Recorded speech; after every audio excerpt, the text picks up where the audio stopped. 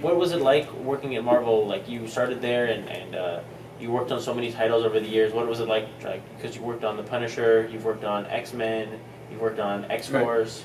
Um, It's interesting with my perspective now, and then now seeing everything.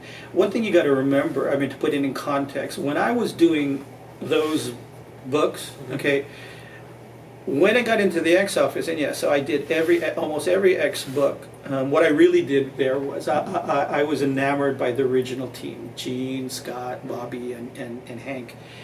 And anytime they got shifted to another book, I always request to go on that book. Yeah. Okay, which is why when we did the big X-Men thing with the two teams, yeah. Jim took all these new characters. I stayed with Scott. Yeah. Okay, but one thing about it was, even though at the very tail end when we did the split of the X-Men books, then industry was getting big, and the collectors started getting into it. Okay, and that's what led straight into here. Well, Image, and then here.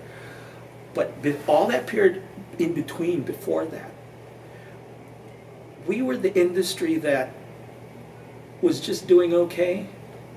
Well, let me put it this way: Marvel would print out checks with Spider-Mans on them. Okay, like 100 Spider-Mans. Okay. And what was worse was the Christmas checks, because there's Spider-Man with that Santa hat. Okay. And so I would take it to the bank as a young 20,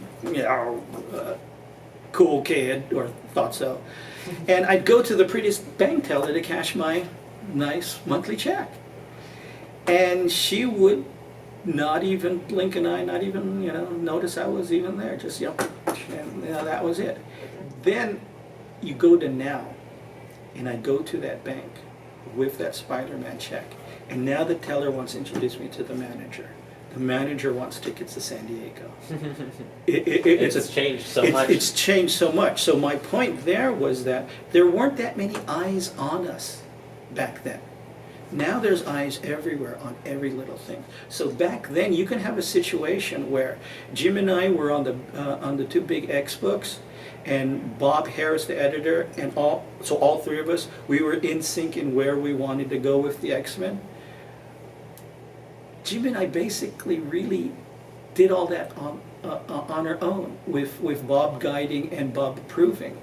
But we were carte blanche to do whatever we wanted. And if you look through that, that's a bit of comic history. I mean, you look at the Dark Knights and the Watchmens and stuff. Yeah. I mean, imagine a scraggly Frank Miller walking to the office and says, "Hey, what about a psychotic middle-aged Sean Connery as Batman?"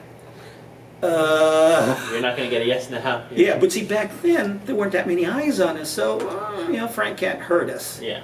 And we're kind of in a slump right now, so let's take a shot. Now imagine today, with trademarks and everything, and like Superman, that curly cool, you got to have that or something. You can't change it at all. Yeah. Because that trademark is worth so much. Yeah. So back then was freedom. Yeah. You can do whatever you wanted. We did all our covers, even if there were variants, we did all our covers, we did all the interiors, we designed our own characters, we set up our own stories, we did everything. Like, I'm known for like two covers where Storm is crying in the rain and Storm is kissing Forge. Okay, if you look at all the other covers back then, what do you see? Big guns in action, right? The only way those two covers got approved was because those cover ideas were my editor's ideas, Suzanne Gaffney.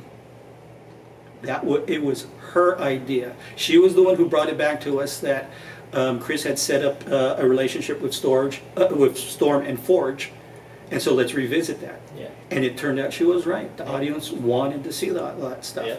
But see, again, that freedom to do that was so exhilarating. Nowadays, I understand. I mean, it's business. Yeah. And that was one of our fallacies, and that was one of our, I have to admit it, big problems with Image. We didn't understand business. Yeah. At that. We understood our industry, we understood our fans, our market, but we didn't understand business because we were just noobs there. But you can take things too much, I think.